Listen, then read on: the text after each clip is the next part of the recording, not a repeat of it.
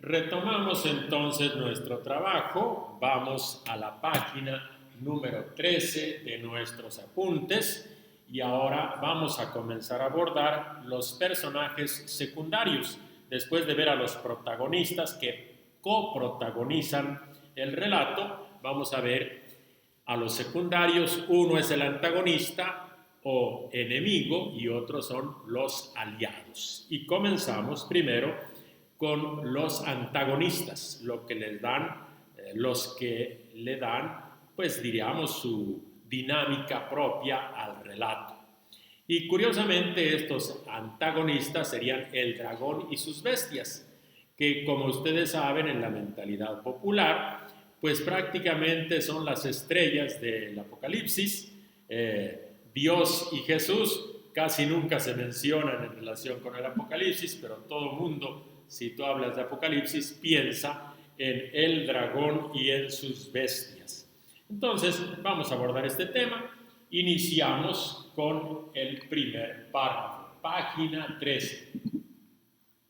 El papel del antagonista del relato lo realizan varias figuras o representaciones míticas: la muerte y el Hades, el dragón, las dos bestias, Babilonia. Estos personajes son los agentes del mal que actúan como adversarios de Dios y de su pueblo. En el relato, su itinerario comprende una etapa de poder, una derrota o revés, se rehacen por un momento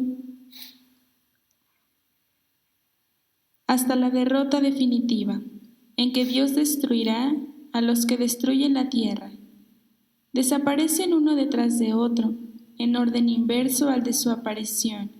En forma narrativa, se ofrece una densa teología del mal y una crítica anti-idolátrica del poder. Explicamos entonces un momentito esto. Entonces tenemos a los antagonistas, la muerte, el Hades, el dragón y sus bestias. Son los agentes del mal y efectivamente son los que hacen daño a la tierra, y el relato del Apocalipsis nos dice: Dios destruirá a los que destruyen la tierra. En el relato se presenta un itinerario a lo largo del desarrollo de la trama, y en este itinerario que siguen, en su encadenamiento de acciones, vemos cómo en un primer momento tienen poder, luego sufren una derrota, después de esa derrota se rehacen un momento y finalmente sufren la derrota definitiva. Y así el Apocalipsis nos ofrece una verdadera teología del mal. En el cuadrito se vuelven a enumerar los 4 agentes del mal, que serían la muerte y el Hades, las dos bestias, el dragón y Babilonia. Así es. Y entonces, ahora vamos a comenzar con el primero de los agentes del mal, y es la muerte. Adelante. La muerte es el primero de los agentes del mal que aparece en el relato, aunque ya vencido, y es el último en ser destruido. Inciso A. La muerte como personaje. En el relato del Apocalipsis, la muerte se ha personificado. Así se llama el jinete que trae la peste, y luego es la peste misma.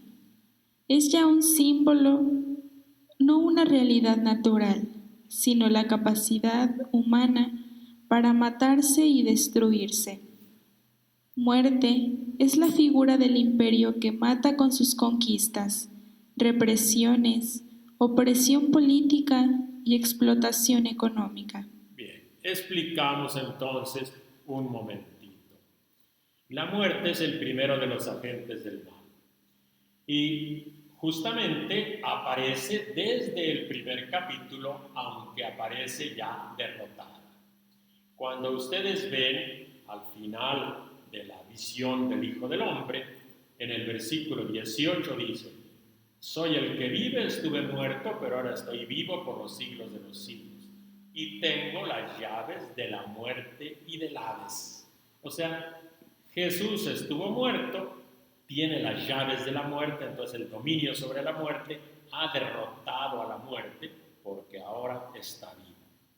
Bien, después es el último enemigo en ser destruido. En 20:14, esa es la fe de la primera iglesia como ilustraba San Pablo, y el último enemigo en ser destruido es la muerte.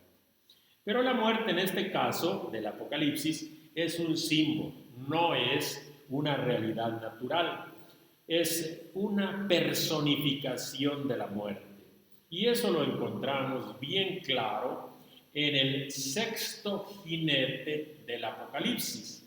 Vamos a pasar al capítulo 6, el versículo 8, para que recuerden cómo en el relato de los 4 jinetes va a aparecer este jinete que es el cuarto en la serie, el cuarto y último jinete, que precisamente lleva ese nombre. Entonces, vamos al capítulo 6, versículo 8. 6:8. ¿Lo leemos? Miré entonces y había un caballo verdoso. El que lo montaba se llamaba Muerte y el Hades le seguía. Se le dio poder sobre la cuarta parte de la tierra para matar con la espada, con el hambre, con la peste y con las fieras de la tierra. ¿Qué nombre recibe el cuarto jinete del Apocalipsis? Precisamente se llama Muerte. Es la personificación de la destrucción humana. Es el que mata con la espada, con el hambre y con la peste, con las fieras de la tierra. Entonces, este cuarto jinete es el símbolo de la muerte. Es la capacidad humana para matarse y destruirse. Y el imperio, con su cuarto caballo, es precisamente el que se la pasa sembrando muerte, conquista, represiones, oposición, presión política, explotación. Así esparce la muerte en el mundo. Siguiente enemigo en ser destruido es el dragón o el diablo. Comenzamos leyendo lo que se refiere al dragón o el diablo.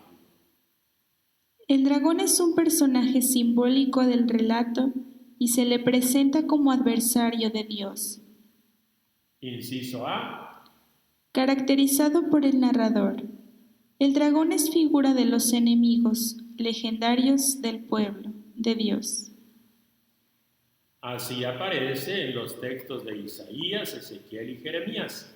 Un dragón es el enemigo de Dios. Y por lo tanto en el Apocalipsis, el dragón o el diablo, que ahorita vamos a ver por qué es el diablo, es el adversario de Dios.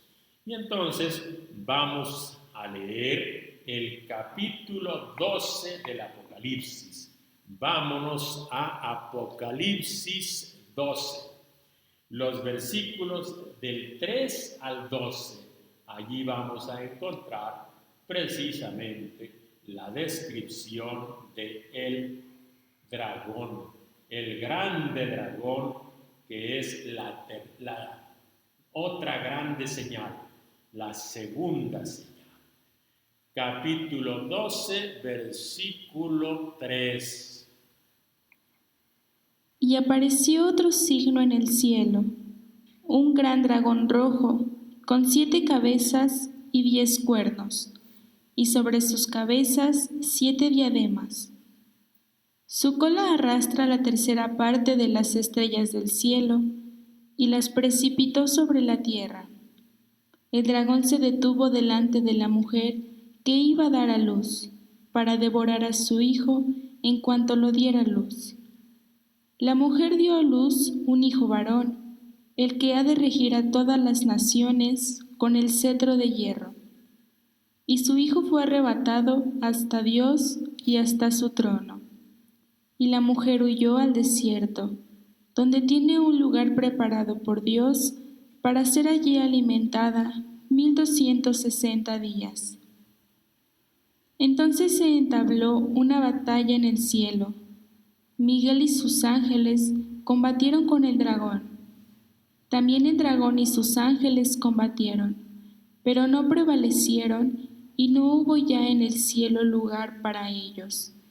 Y fue arrojado el gran dragón, la serpiente antigua, el llamado Diablo y Satanás, el seductor del mundo entero. Fue arrojado a la tierra y sus ángeles fueron arrojados con él.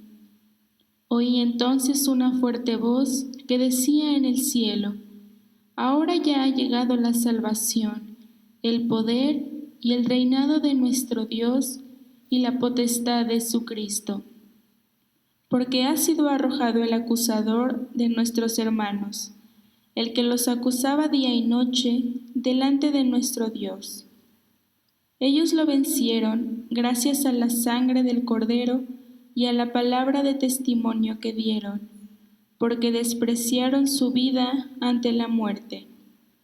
Por eso, regocijaos, cielos, y los que en ellos habitáis. Ay de la tierra y del mar, porque el diablo ha bajado a vosotros con gran furor, sabiendo que le queda poco tiempo. Y ahora vamos a explicar muy brevemente algunos elementos de esta visión del gran dragón rojo. Primer punto del cuadrito. Color rojo. Es una fuerza sanguinaria, o sea, como aparece efectivamente en el caballo rojo, que derrama sangre, y por lo tanto el dragón amenaza. 7 cabezas. Es 7 número perfecto, cabezas, quiere decir que tiene muchas direcciones, es una personalidad un poco desfigurada o muy desfigurada porque son 7 cabezas. 7 diademas. Ilustran el poder regio, o sea que tiene realmente poder en la historia. 10 cuernos. Los cuernos, otra vez, señal de poder, pero son poderes destructores. Devorar. Su propósito es devorar al hijo de la mujer, devorar al niño salvador. Diablo o Satanás. Así se le llama y quisiera nuevamente llamar su atención en donde se identifica este gran dragón rojo. Vamos a otra vez, les leo el texto, dice: y fue arrojado el gran dragón, la serpiente antigua, el llamado Diablo y Satanás, el seductor del mundo entero. Fue arrojado a la tierra. Entonces, Diablo o Satanás es, como el Apocalipsis identifica al gran dragón. Y finalmente, la última característica. Seductor del mundo. Así es. La manera como actúa este gran dragón, el poder del mal, es seducir, distorsiona la realidad, la presenta atractiva, pero después introduce su ponzoña. Y así es como el poder del Imperio Romano se presenta atractivo, pero es un imperio opresor. Entonces, vamos a continuar con el otro párrafo. El dragón recorre en el relato una trayectoria de caída permanente, primero arrojado del cielo a la tierra, luego arrojado de la tierra al abismo, de donde sale para ser arrojado al lago de fuego, que será su destrucción definitiva. Así es, explicamos entonces brevemente esto, que el dragón va cayendo. Primero cae del cielo a la tierra, luego en el capítulo 20 cae de la tierra al abismo y finalmente cae al lago de fuego, donde es destruido definitivamente. El dragón, la serpiente antigua, el diablo y Satanás, sin duda tienen poder, pero se encaminan hacia su destrucción. Vamos ahora con el tercer agente del mal, que es la bestia que sale del mar, que es una personificación del imperio. La bestia que sale del mar como personificación del imperio. La bestia es una imagen mítica de los imperios en la tradición bíblica. En el Apocalipsis es un personaje que lleva los mismos símbolos del dragón y un remedo del cordero. Representa un poder diabólico de tipo político y militar, porque el dragón le entregó su poder y combate contra Dios, su nombre, su morada y los que moran en el cielo. Representa el carácter opresor, malvado y deshumanizador del imperio y del emperador, la fuerza brutal y tiránica de cualquier gobierno. Así es. Entonces, para que no hagamos comentarios sobre algo que todavía no leemos, vamos a leer el texto. Las dos bestias se presentan en el Apocalipsis 13. Por eso, curiosamente, en nuestra cultura, el número de la bestia, perdón, el capítulo donde aparece la bestia, es un capítulo, según dicen algunos, de mala suerte. Entonces, vamos a leer Apocalipsis 13 a partir del versículo 1, donde aparece la bestia que sale del mar. Y vi surgir del mar una bestia que tenía 10 cuernos y 7 cabezas, y en sus cuernos 10 diademas, y en sus cabezas títulos blasfemos. La bestia que vi se parecía a un leopardo, con las patas como de oso y las fauces como fauces de león. Y el dragón le dio su poder y su trono y gran poderío. Una de sus cabezas parecía herida de muerte, pero su llaga mortal se le curó. Entonces la tierra entera siguió maravillada a la bestia, y se postraron ante el dragón, porque había dado el poderío a la bestia. Y se postraron ante la bestia, diciendo: ¿Quién como la bestia, y quién puede luchar contra ella? Le fue dada una boca que profería grandezas y blasfemias, y se le dio poder de actuar durante 42 meses. Y ella abrió su boca para blasfemar contra Dios, para blasfemar de su nombre y de su morada, y de los que moran en el cielo. Se le concebió hacer la guerra a los santos y vencerlos. Se le concedió poderío sobre toda raza, pueblo, lengua y nación. Y la adorarán todos los habitantes de la tierra, cuyo nombre no está inscrito desde la creación del mundo en el libro de la vida del Cordero degollado. El que tenga oídos, oiga. El que a la cárcel ha de ir. El que ha de morir a espada ha de morir. Aquí se requiere la paciencia y la fe de los santos. Hasta ahí la descripción de la bestia. Explicamos entonces, aquí un poquitito ayudado de los colores, que la bestia y las bestias en general son imágenes míticas de los imperios. Así aparecen en el libro de Daniel y de los Macabeos. El Apocalipsis sigue una tradición. Es sin duda adversario de Dios, porque aparece con los rasgos del mismo dragón, las mismas cabezas, coronas, etcétera, etcétera. Quiere decir que esta bestia es también partícipe del poder diabólico del tipo político y militar que representa el dragón. Ustedes pueden ver ahí subrayado en azul, dice: el dragón le entregó su poder, repetido 2 veces en el versículo 2 y en el 4. Por lo tanto, con ese poder diabólico que le entrega el dragón, va a combatir contra Dios, contra el nombre de Dios, contra la morada de Dios y también contra los que habitan en el cielo. Entonces, la bestia que sale del mar no es otra cosa que un enemigo de Dios que representa al imperio y al emperador, y en su aspecto de fuerza opresora y fuerza asesina, y en el fondo cualquier gobierno que reprime, que mata, que se opone a la vida, es enemigo de Dios, adversario de Dios. Vamos a ver ahora algunos rasgos de la identidad de esta bestia y los vamos a ir explicando. Inciso A.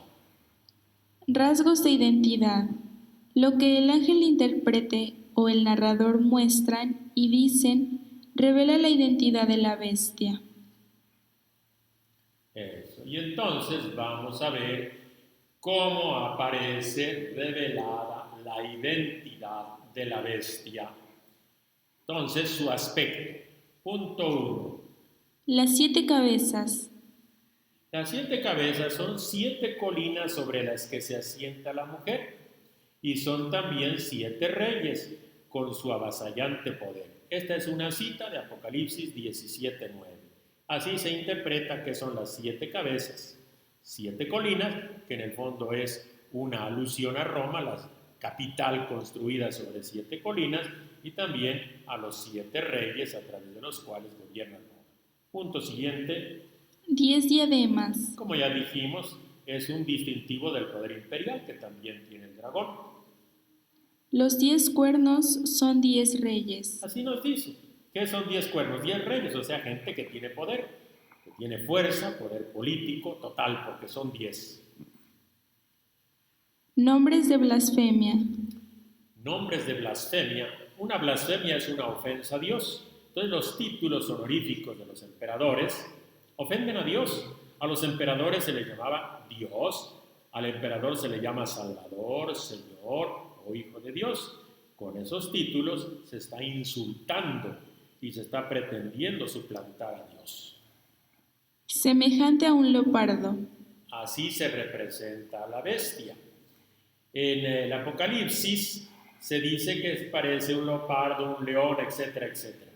En el libro de Daniel son 4 bestias, son 4 animales que en el Apocalipsis se juntan en uno solo, para mostrar que hay un poder absoluto.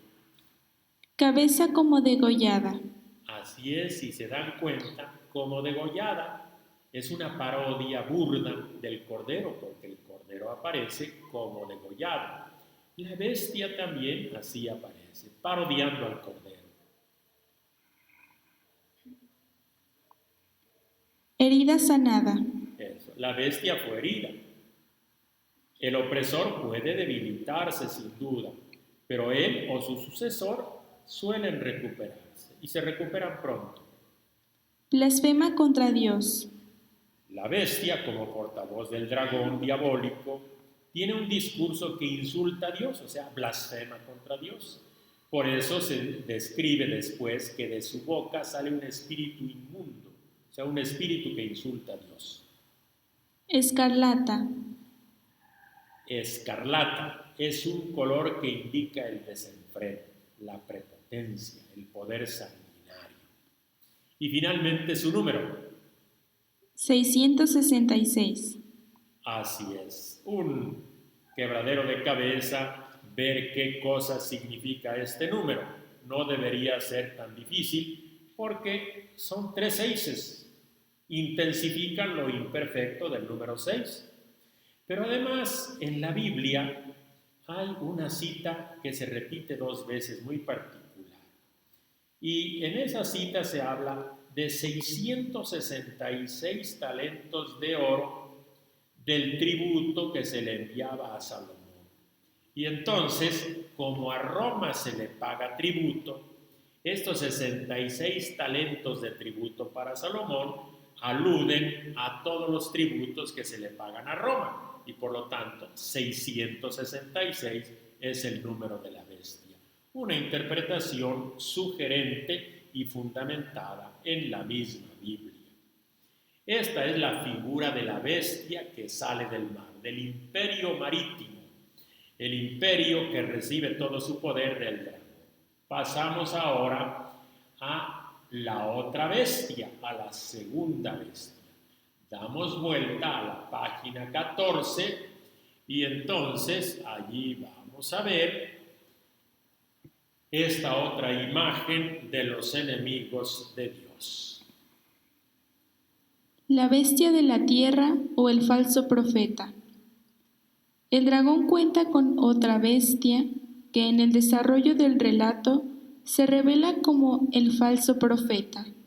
Es la transfiguración cultural del poder político.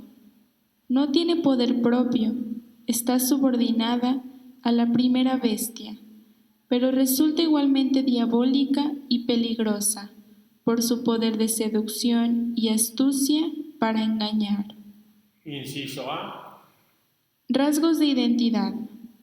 Para mostrar la identidad del falso profeta, bastan algunos rasgos. Pero antes de describirlos, mejor vamos a leer el texto de la Biblia.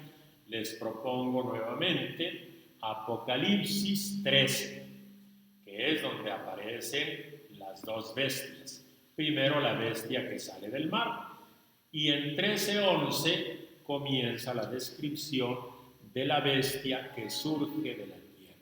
13:11 hasta el final del capítulo 13.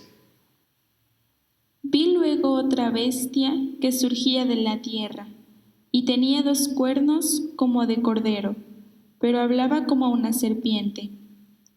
Ejerce todo el poderío de la primera bestia en servicio de ésta, haciendo que la tierra y sus habitantes adoren a la primera bestia, cuya herida mortal había sido curada. Realiza grandes signos hasta hacer bajar ante la gente fuego del cielo a la tierra, y seduce a los habitantes de la tierra, con los signos que le ha sido concedido obrar al servicio de la bestia, diciendo a los habitantes de la tierra que hagan una imagen en honor de la bestia, que teniendo la herida de la espada, revivió. Se le concedió infundir el aliento a la imagen de la bestia, de suerte que pudiera incluso hablar la imagen de la bestia y hacer que fueran exterminados cuantos no adoraran la imagen de la bestia. Y hace que todos, pequeños y grandes, ricos y pobres, libres y esclavos, se hagan una marca en la mano derecha o en la frente, y que nadie pueda comprar nada ni vender, sino el que lleve la marca con el nombre de la bestia o con la cifra de su nombre. Aquí está la sabiduría, que el inteligente calcule la cifra de la bestia, pues es la cifra de un hombre. Su cifra es 666. Bien, ya leímos esta descripción que nos hace muy detallada el libro del Apocalipsis sobre la segunda bestia. Vamos ahora a explicar algunos detalles. Recordemos que se presenta como otra bestia, o sea, hay una primera, esta es la segunda. Pero también adelante en el relato se le nombra falso profeta. En 16:13, 19:20 y 20:10. Es el falso profeta. ¿Por qué profeta y por qué falso? Precisamente es profeta porque es el portavoz de la bestia. Habla en nombre de la bestia, está subordinado a la primera bestia. Por eso es falso profeta. Está subordinado a un poder diabólico, y un profeta subordinado a un poder diabólico, pues efectivamente es falso. Entonces, esta segunda bestia es igualmente diabólica, es seductora y tiene mucha astucia. Y ahora sí vamos a ir explicando con el cuadrito los rasgos de esta segunda bestia o falso profeta. Punto 1. Otra bestia. Quiere decir que es algo repetido, con una identidad derivada y dependiente. No es original, es copia de la primera bestia, algo repetido. Siguiente punto. Surge de la tierra. Precisamente la tierra como polo opuesto al cielo. Es un poder opuesto a Dios. Cuernos como de cordero. Entonces aquí vemos cuernos como de cordero, una grosera imitación o un remedo del cordero. Es una contraimagen una imagen contraria del Cordero. Siguiente. Habla como el dragón. Efectivamente, es el portavoz del diablo que habla a través de ella. El diablo habla por medio de ella y por eso va a ser un falso profeta. Realiza grandes señales. Aquí vemos entonces cómo los poderosos exhiben una apariencia religiosa y lo hacen para distraer, para engañar y así explotar más fácilmente a la gente. Seduce como el diablo. Efectivamente, al diablo se le llama el seductor del mundo entero y este falso profeta o segunda bestia también seduce, es seductor. Falso profeta. Precisamente un agente espiritual pervertido y al servicio de la mentira. Pues bien, esta es, diríamos, la descripción de la segunda bestia. Al final del relato aparece el número 666, pero ya no tanto referido a la segunda bestia, sino a la primera, el número de la bestia 666, que alude al tributo que se le mandaba a Salomón y efectivamente es una crítica al tributo que cobraba el Imperio Romano a la fuerza. Entonces ya llevamos unos enemigos, agentes del mal, el dragón y sus bestias. Vamos a ver ahora que todavía faltan otros agentes del mal, precisamente adversarios de Dios. 9.5 sería los habitantes de la tierra y también los reyes de la tierra. En el plano simbólico del lenguaje mítico, la tierra es el lugar donde actúan los agentes del mal, por su oposición al cielo, lugar imaginado de Dios. En el Apocalipsis, los personajes subordinados al orden religioso y político del imperio pertenecen a la tierra y se convierten en símbolos teológicos. Efectivamente, símbolos teológicos de la tierra donde actúan los poderes del mal y que a veces se relacionan y le creen a los poderes del mal, porque el imperio funciona porque hay gente que le cree. ¿Y quiénes le creen al imperio? Los habitantes de la tierra, los que no le hacen caso a Dios y sobre todo los reyes de la tierra, los que ejercen el poder en una forma indebida y contraria a la voluntad de Dios. Estos personajes están subordinados al imperio, tanto los habitantes como los reyes. Y vamos a comenzar viendo los habitantes de la tierra. Los personajes ligados al dragón y a la bestia imperial se les caracteriza mostrando lo que hacen. Eso, vamos a ver qué cosa hacen los habitantes de la tierra. Hay varias actividades descritas, en este cuadrito recogemos algunas, de lo que hacen los habitantes de la tierra, que efectivamente son de la tierra y no del cielo, son la gente que hace la voluntad de los poderes del mal y no la voluntad de Dios. ¿Qué cosa hacen estos habitantes de la tierra? Adoran al dragón y a la bestia imperial. Se maravillan ante la bestia. Aclaman la grandeza de la bestia. Siguen a la bestia. Se dejan engañar por la otra bestia. Hacen una estatua en honor de la bestia. Aceptan la marca de la bestia en su frente o en su mano. Se embriagan con el vino de la prostitución de Babilonia. Derraman la sangre de los creyentes de Jesús. Se alegran y celebran la muerte de los 2 testigos profetas. O sea que el imperio puede funcionar porque alguien le cree y hacen lo que el imperio les dice. Y entonces a estos en el Apocalipsis se les llama los habitantes de la tierra, contrarios a los habitantes del cielo, sometidos al dragón, sometidos a las bestias, gente funcional al imperio, servidores del imperio, lacayos del imperio, son los burócratas del imperio, los habitantes de la tierra. Vamos a ver ahora, damos un pasito adelante y vamos a ver que no solamente hay habitantes en la tierra, sino que entre ellos están los reyes de la tierra. Son los reyes clientes del imperio, así se les llamaba. El imperio es el patrón, los reyes sometidos al imperio son los clientes del imperio. Y vamos a describir lo que estos reyes hacen, lo que hacen los reyes de la tierra. Está explicado en el cuadrito.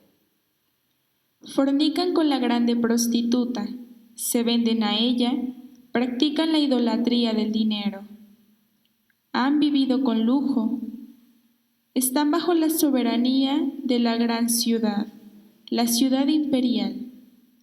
Se esconden en las cuevas para escapar de la ira del Cordero. Son convocados por espíritus inmundos para combatir al Cordero. Acuden a entablar combate contra Jesús. Jesucristo tiene soberanía sobre ellos. Estos reyes de la tierra, también aquí me parece que no lo anoté con mucha claridad, son los que van a destruir, aliados juntos, van a destruir a la capital del imperio. No hay fuerza que pueda destruir un imperio, el imperio se desmorona desde dentro y los reyes de la tierra, sus propios súbditos, sus propios aliados, son los que lo hacen pedazos. Esa es su actividad.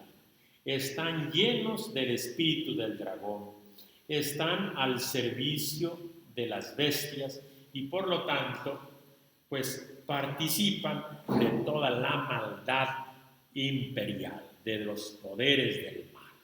Y hasta aquí entonces llegamos con este punto y vamos ahora a hacer un sencillo repaso, 9.6.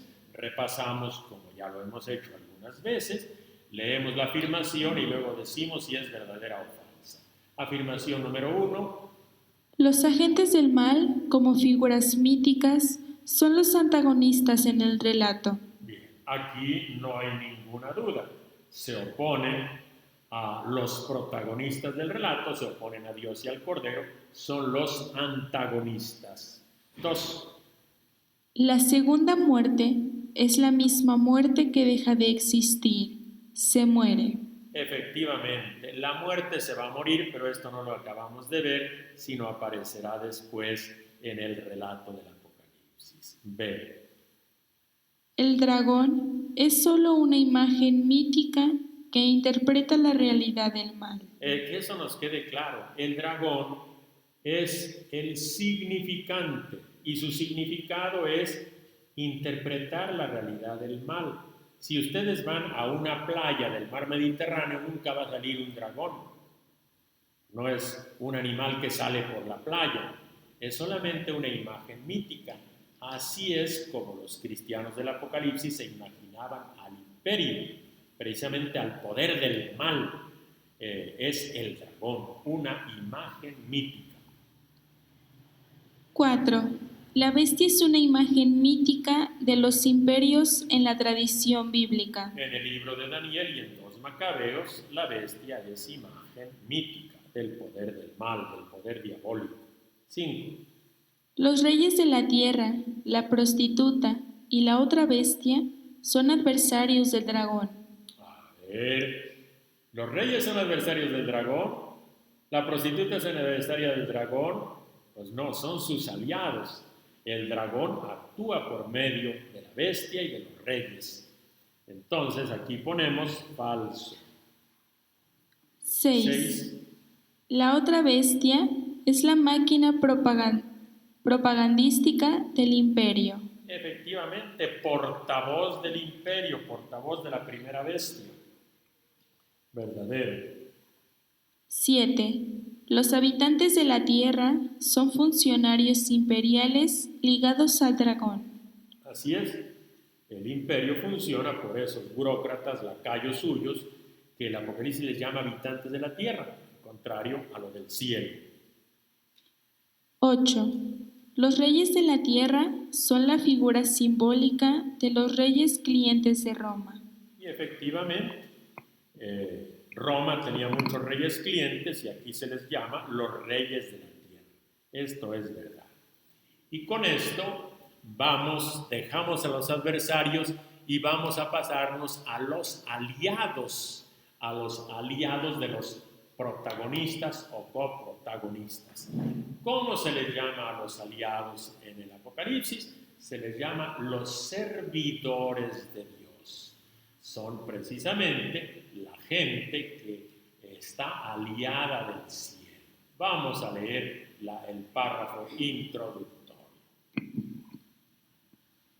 El papel de los aliados o ayudantes de los protagonistas lo representan algunas figuras míticas, simbólicas, que pertenecen al cielo o ambiente propio de Dios.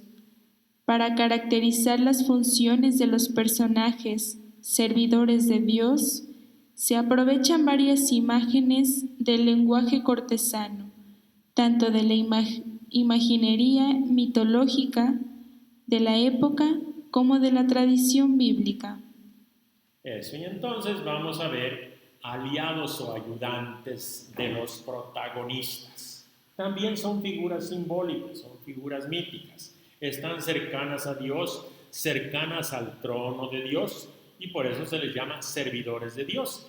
Cuando ustedes ven servidores de Dios, servidores del César, pues son figuras semejantes tomadas del lenguaje de las cortes de los reyes, del lenguaje cortesano. Por lo tanto, digamos, el Apocalipsis nos presenta figuras conocidas, tan conocidas que el Apocalipsis las hereda de la tradición profética. Sobre todo, acuérdense el capítulo 6 de Isaías, ahí donde está Dios y están los ángeles alrededor de él, los querubines, etcétera, etcétera.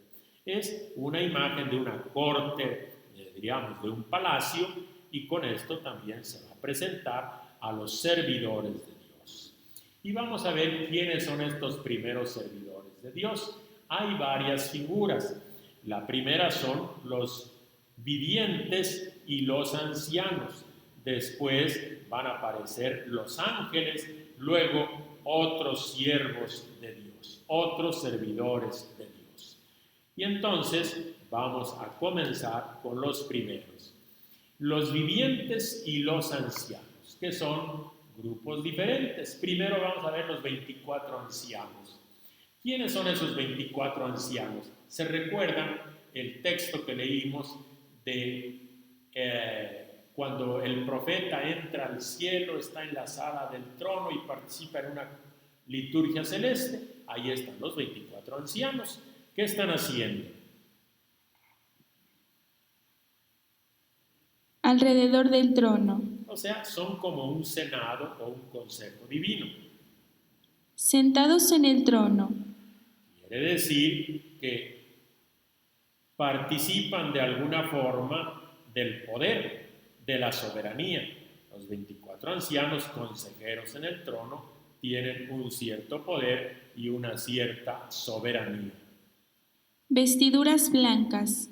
Señal de la victoria de Jesús, de los mártires, señales de que están cerca de Dios. Coronas de oro. Es la insignia del triunfo de los vencedores. El color blanco, las coronas de oro, quiere decir que hay victoria en el cielo.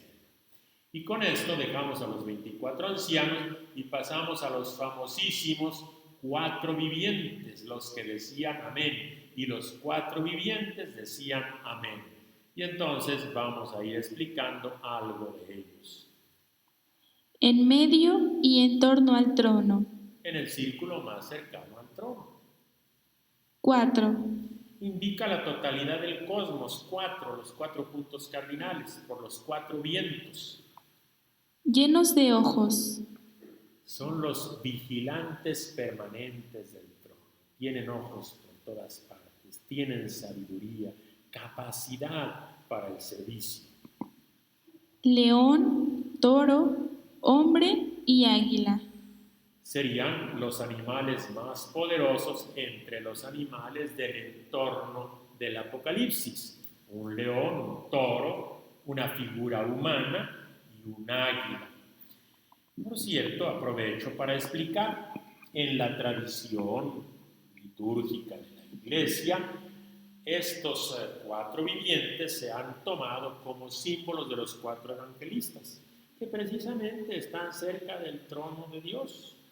Y entonces se han inventado, porque eso no lo dice el Apocalipsis, algunos significados particulares. Por ejemplo, el león es para San Marcos. ¿Por qué para San Marcos? Porque Marcos comienza su relato con Jesús en el desierto donde hay leones. El toro se le atribuye a San Lucas porque el relato de Lucas comienza con Zacarías ofreciendo sacrificios en el templo y a veces se ofrecían toros. El hombre, la imagen del ser humano, ese es el símbolo del Evangelio según Mateo. ¿Por qué? Porque él comienza contándonos el nacimiento de Jesús, precisamente el anuncio del nacimiento de Jesús. Y el águila se le atribuye a San Juan precisamente porque se dice el águila es el que vuela más alto, y el Evangelio según San Juan comienza cuando la palabra estaba con Dios al principio, entonces se remonta a la intimidad de Dios. Pero estos significados son alegóricos y no están en la Biblia. Sin embargo, los 4 vivientes, estos 4 animales, sí están en Apocalipsis y aparecen precisamente en la sala del trono, sirviendo a Dios. Último puntito. 6 alas.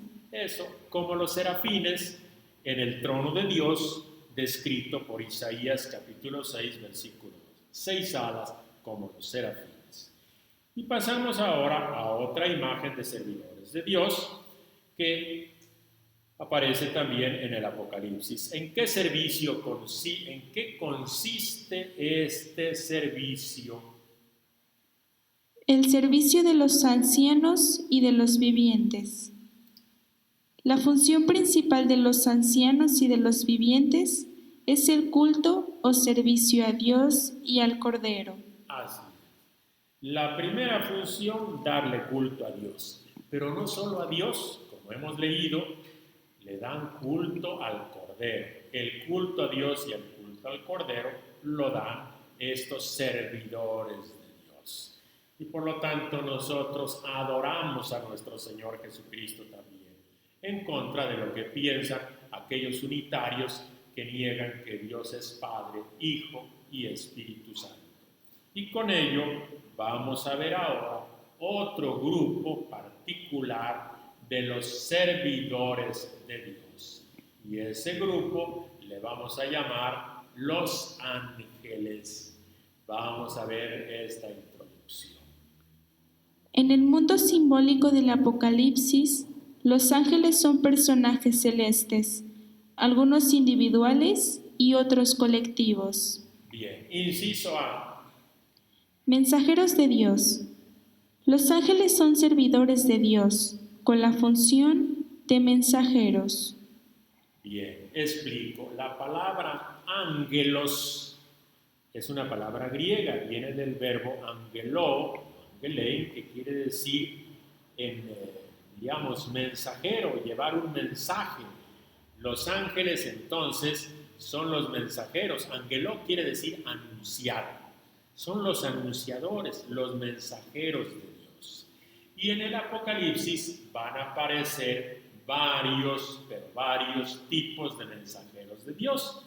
Y entonces vamos a ir leyendo ahí en el cuadrito una cantidad enorme de mensajeros de Dios. Punto 1. Ángeles de las iglesias. Es Israel y cada nación tenían su ángel protector, lo mismo que las iglesias tienen su ángel protector. Al ángel de la iglesia tal escribe, al ángel de la iglesia tal escribe. Son mensajeros de Jesús o probablemente personificaciones de un ministerio eclesial. Los ángeles como mensajeros de Dios, los ángeles de las iglesias, quizá son ministros de la comunidad. Punto siguiente. Ángeles del trono. Son los que están en pie alrededor del trono, así dice en 7:11. Rodean el trono, adoran y cantan a Dios y al Cordero. Otro ángel. Ángel del libro. pregunta por alguien digno de abrir ese libro sellado y luego entrega a Juan el libro ya abierto por el Cordero en el capítulo 10. Otro ángel. Ángeles de la naturaleza. Son personificaciones de las fuerzas cósmicas, los ángeles de los vientos, los ángeles del abismo, los ángeles del fuego, los ángeles de las aguas, los ángeles del sol. En la mentalidad simbólica de la época, pues los vientos son mensajeros de Dios, los que anuncian los fenómenos del tiempo, ¿verdad? Entonces, el viento, el fuego, las aguas se consideran ángeles de Dios. Y finalmente, otros ángeles. Ángeles del juicio. Así es. Estos ángeles del juicio serían los que tocan las trompetas y anuncian el juicio y la caída de Babilonia. Son los que realizan la siega, los que llevan las plagas, los que derraman copas. Y uno de estos ángeles muestra a Juan la novia del Cordero. Le presenta al profeta Juan con quien se va a casar el Cordero. Bien. Y ahora vamos con otros personajes, que son precisamente los servidores de Dios. Adelante. Los siervos de nuestro Dios constituyen un personaje colectivo. Se les dice sus siervos, mis siervos, y hasta consiervos. Así es. Servidores de Dios, los que dan culto a Dios como personaje colectivo. Entonces, el Apocalipsis les da todos esos nombres, siempre en función de servicio. El espíritu cristiano está lleno de esa voluntad del servicio, porque sabemos que Jesús no vino a ser servido, no vino a que nos sirvieran, sino a servir. Y entonces, los siervos de Dios. Vamos a ver. Inciso, ¿cuáles son o qué hacen estos grupos al servicio de Dios? Los servidores de Dios. ¿Quiénes son? Los santos, los hermanos, los profetas, los que vienen de la gran tribulación, los que han lavado sus vestiduras con la sangre del Cordero, los que adoran en el santuario de Dios, los que temen su nombre, los 144,000 con el nombre de Dios en la frente, primicias para Dios, los que guardan los mandamientos de Dios, los degollados de la tierra, los que guardan las palabras de este libro. Esos son servidores de Dios. Y continuamos con otros servidores de Dios en una línea trágica, pero son servidores de Dios. ¿Quiénes serían? Las víctimas de la historia. Los servidores de Dios han sufrido gran tribulación, donde han sido encarcelados, llevados a la muerte o degollados a causa de la palabra de Dios y del testimonio que mantuvieron. Efectivamente, entonces, los mártires, los que han padecido tribulación por la palabra de Dios, por la causa de Jesús, fueron degollados, fueron llevados a la muerte por su testimonio. Estos son los servidores de Dios por excelencia. Por servicio a su causa han entregado su vida. Y ahora vamos a explicar lo que sigue, página 16. Página 16. ¿Qué es lo que hacen todos estos servidores de Dios? Letra C. Resistencia en la tribulación. En una historia violenta, el rasgo principal de quien sirve a Dios es la resistencia activa y la fe, junto con otras formas de servicio. Así es. Entonces, en medio de las agresiones del imperio, los servidores de Dios resisten. Y resisten activamente porque siguen prestando servicio a Dios. No dejan de servir a Dios. Y vamos a ver cuáles son los servicios que le prestan. Punto 1. Alabar a Dios. Darle culto en la Nueva Jerusalén. Alegrarse cuando Dios hace justicia. Seguir practicando la justicia y santificándose. ¿Y cómo trata Dios a estos servidores suyos? Inciso D. Dios les hace justicia. A sus servidores les da un vestido de triunfo y los invita a resistir. Los marca con su sello para que resistan a la ira del Cordero. Les da su recompensa. O sea, a estos servidores suyos Dios los cuida. Cuando se desata la ira del Cordero, ellos están sellados, están marcados porque Dios los cuida. Esto nos recuerda el episodio del Éxodo, de la 10ª plaga. Los servidores de Dios, su pueblo, fue marcado con la sangre de un cordero. Y entonces, en el Apocalipsis, los servidores de Dios están marcados y por eso pueden resistir durante la ira del cordero. Y luego van a tener una recompensa. Dios sabe recompensar a quienes le sirven.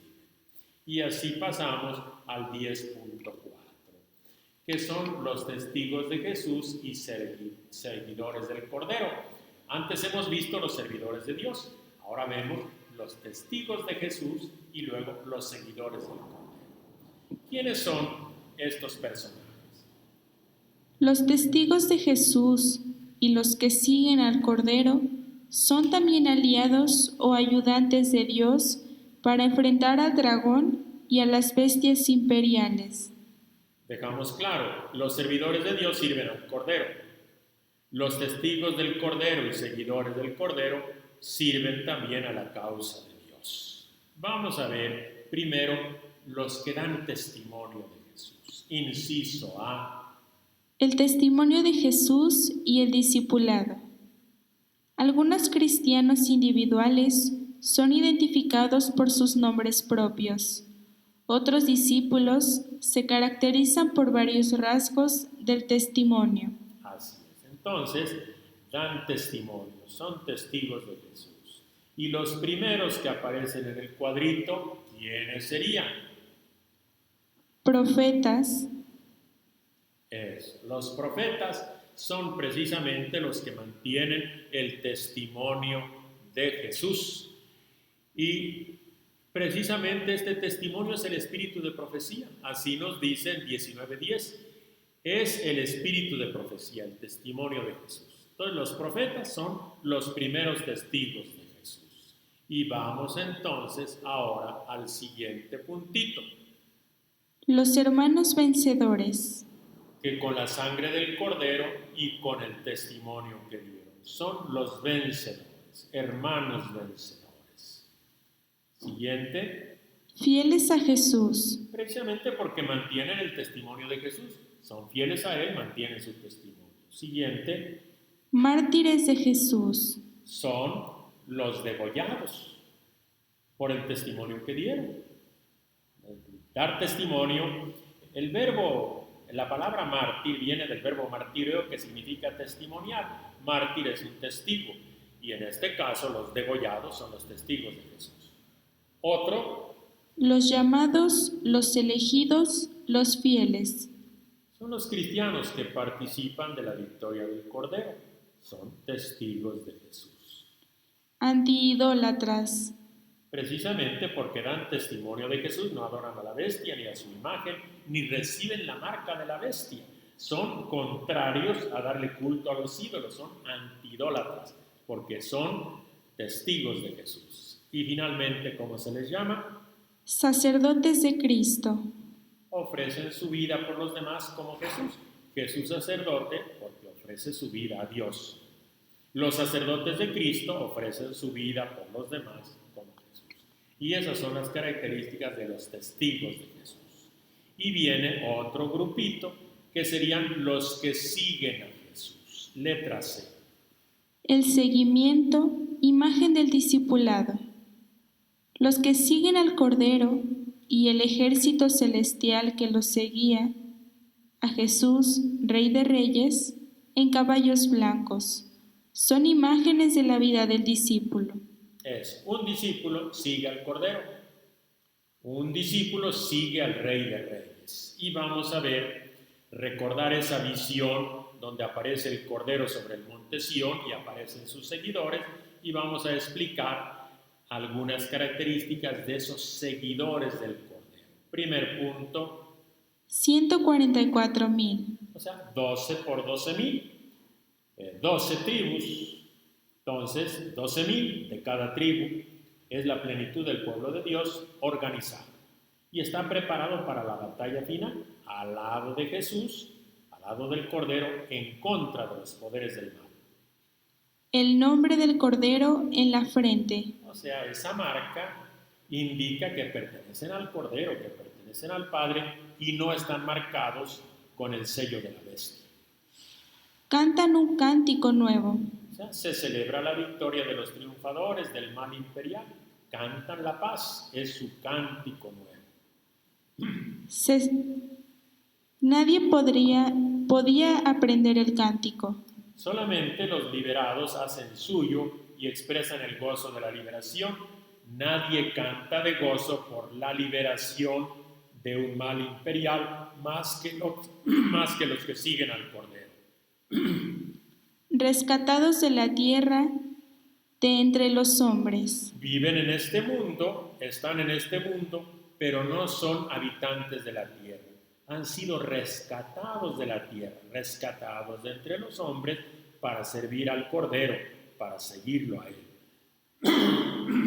No se mancharon con mujeres, son vírgenes. Decíamos hace rato, explicando esta misma visión, que recordábamos la imagen de la alianza. Dios tiene su esposa. Cuando la esposa no le da culto a Dios, le da culto a un falso Dios, entonces cae en idolatría. Y por lo tanto los seguidores de Jesús no se manchan con mujeres, son fieles a Dios, no son idólatras. Aquí se usan unas expresiones propias de los profetas, un tanto patriarcales.